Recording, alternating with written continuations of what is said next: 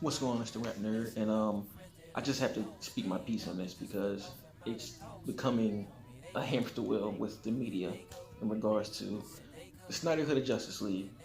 And by now, you should know the whole story. Zack was shooting Justice League. His daughter passed, unfortunately.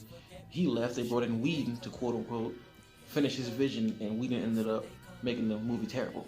And so that's what Snyder Cut is. We want the original version of what Snyder did, because there are a mass group of people like myself that really love Man of Steel and BVS, and we know Justice League was not what he intended. You could just tell by everything, and we want his version.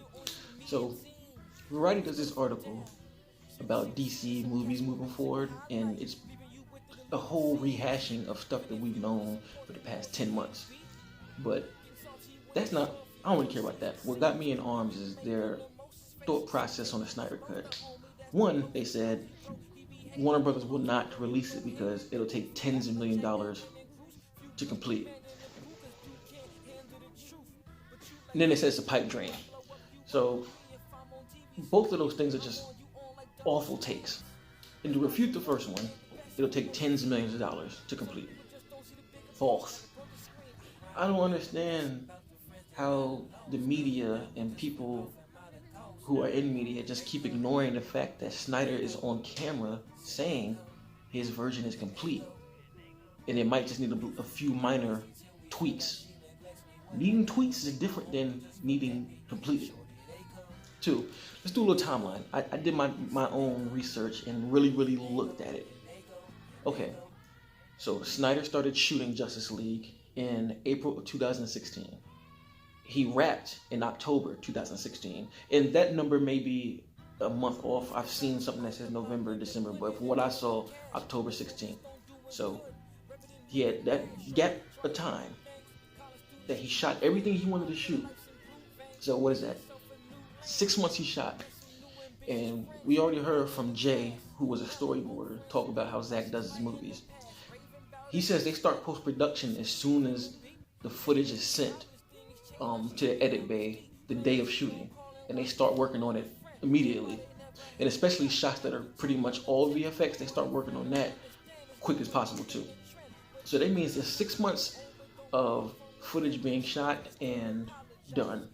And I would assume that he probably shot all the VFX heavy shots first, so they can work on those for a long time. Alright, so he got done filming in October. He was on post-production from October 2016 to May 2017. That's when he left. He had 7 months total to work on the post-production. So you mean to tell me that this whole span of a year and a month, he couldn't complete it? I'll do you one better. Okay, so again, he left May. So Josh came in June and July to do reshoots to help the story. He only had a 4 month span of time to do anything, to shoot and to do post-production. And when the theatrical cut came out, half the movie was Josh. 50 minutes was Joss Whedon's footage.